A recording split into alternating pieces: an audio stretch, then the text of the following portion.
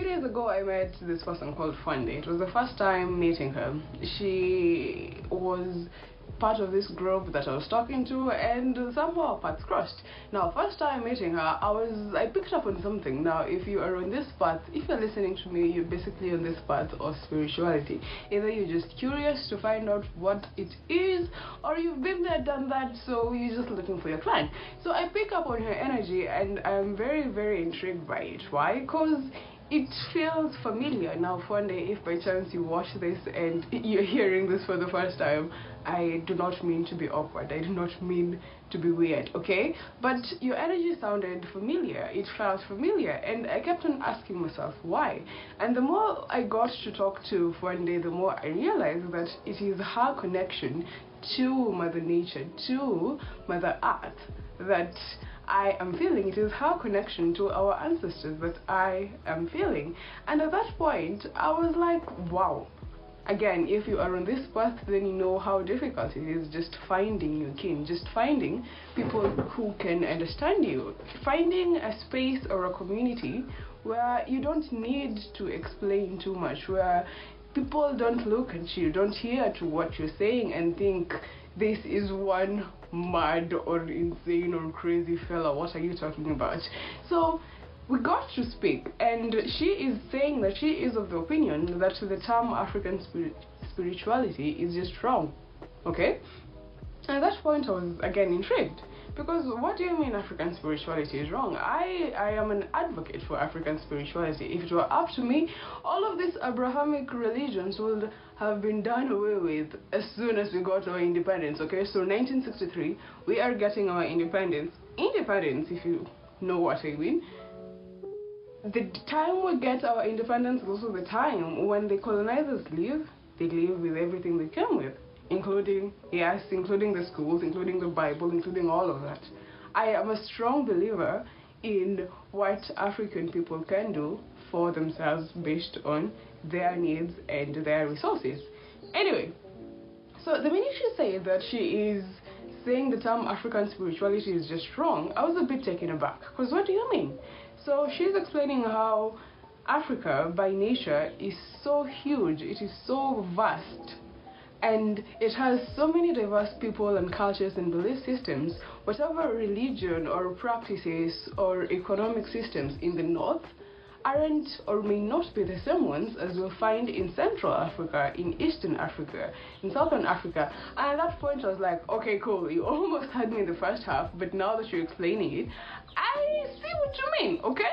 I kind of dig what you mean, because yeah, you do make sense. Africa in its nature is so huge and so vast, ergo it makes perfect sense to, you know, say one term or just two words, African spirituality, can be used to summarize as a summary of the whole. And at that point I was like, okay, this is something new, this is something eye-opening, but at the same time we can't disagree or we can't ignore the fact that there are some common, you know, foundations. Whatever system is in the east is also in the west, in the central, in the north, in the south, and all of these parts of Africa, knowing very well that Africa by nature is diverse.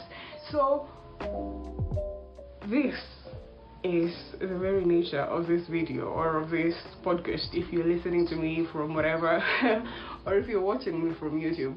This is the very nature, to just understand what are these foundations of African spirituality, what are these things that are common from the north, from the east, from the south, from the north, and just from all over Africa.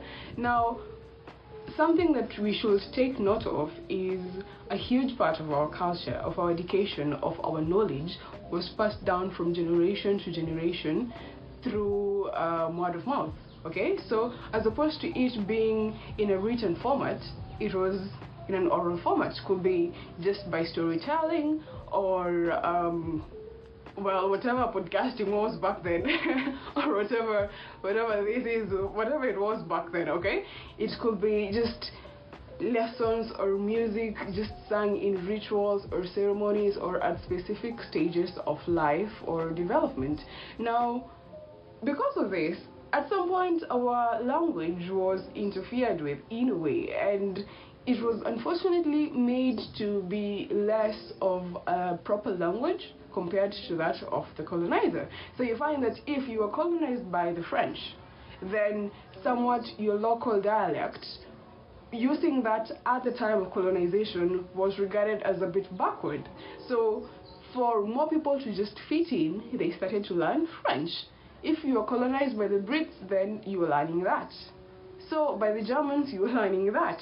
So in between this movement of using our local dialect as the main form of communication to using the colonizers' language as now our primary mode of communication, as I'm doing in this particular video, or podcast. Very ironical, yeah. Okay, I can see the irony. But what I'm saying is, in between us moving or progressing from local dialect to these other languages, a lot was lost in translation. And that was a lot of our spiritual practices, a lot of our cultural stories, our cultural belief systems, and all of that. And this is again common from, again, Eastern Africa, Central Africa, Southern. It doesn't matter which part of Africa you are in. If oral ways was your main or your primary way of communicating from one time to the next, or one person to the next, one generation to the next, then yeah, a lot was lost in translation. And unfortunately for us, African spirituality is one of them.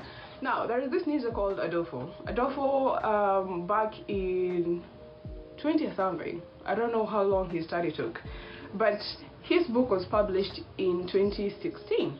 So Adolfo was doing this particular research about social work and just the proper way of handling communities with African people.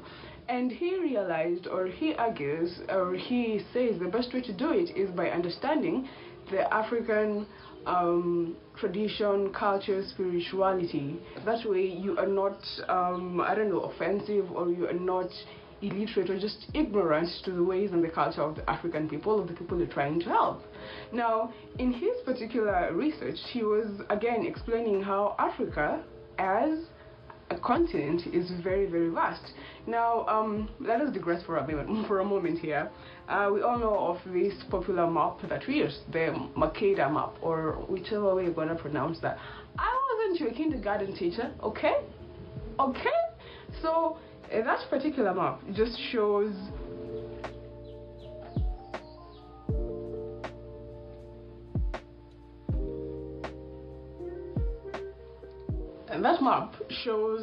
the representation of all lands on Earth. Okay, and again, if you're here, you have probably listened or read the theories and all of that. So let us just stick to the layman view.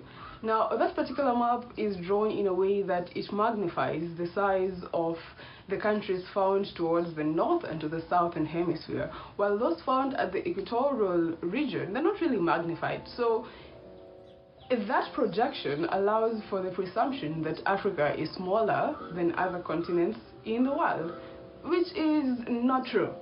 Actually, Africa can hold a lot of continents in it and still have space. I don't know if you knew that or not. Okay, if you didn't know, now you know. Okay, and if you are of the opinions that all of this information is just conspiracy theories, then bravo, it is 2023. Educate yourself. Okay, just take a book, or listen to the rest of this video. Anyway, so Adolfo understood that Africa is large and diverse and has all of these cultures and belief systems and practices and all of this, and he respected that. And he said, according to the arguments that he has been making, you have to first of all acknowledge that, and secondly, there are some general things. Now, these general things, when it comes to African spirituality, there are 6 of them. The first one is basically the nature of existence. Now, according to Africans in general, we believe that everything has the quintessential, the quintessential essence of the creator. This basically means everything that is today, both innate and inanimate and natural and man-made things. they all have the essence of the creator.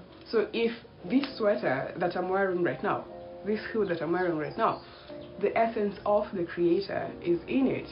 This microphone that I'm speaking into, whatever device you're listening to, using to listen to me or watch me from, that has the very essence of the creator. And this was a belief in African communities as well.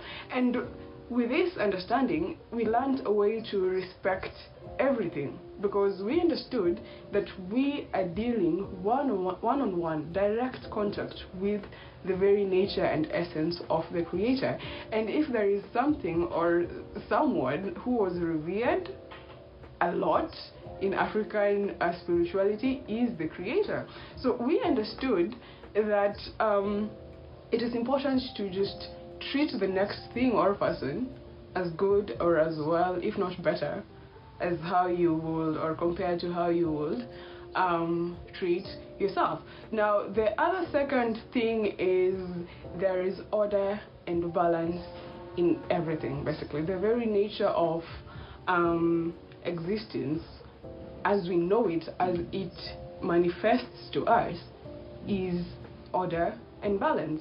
Basically, we ought to attain a sense of equilibrium, a sense of, balance. Like, you guys remember when back we were in school and our teachers of English would be like, describe this word, but don't use the same word to describe itself.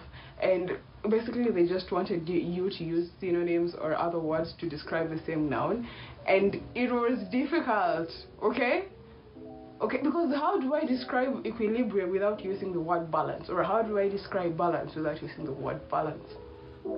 It's like knowing how to navigate one side of the scale, knowing to navigate the other side of the scale, and understanding the best way to go about life is when both scales have like equal weight or are in equilibrium. Okay, so this particular harmony is what eventually contributes to this general universal flow. Remember, the overall understanding again is everything flows, nothing is stationary. Again, nothing is stationary, so everything flows. So for you to be part of the universe, part of the system of the universe, then you ought to be in the flow. Being on one side of the scale, you are out of balance because the scale is going to tip on one side. So you ought to find your harmony and be in the flow of the universe. That is the way to go about it. Now, the third thing is on social and spiritual hierarchy. Now, here's the thing. Every other African community divided or categorized life into three groups. We had the children in the community, we had the young adults in the community, and then we had the adults in the community. And the minute you're born into this particular African community, then there were rites of passage from one group to the next and to the next. And this is also how many African basically communities viewed their ages. You were either a child, a young adult, or an elder or an adult. So there is this, I don't know if you've heard this or not, but there is this overall knowledge or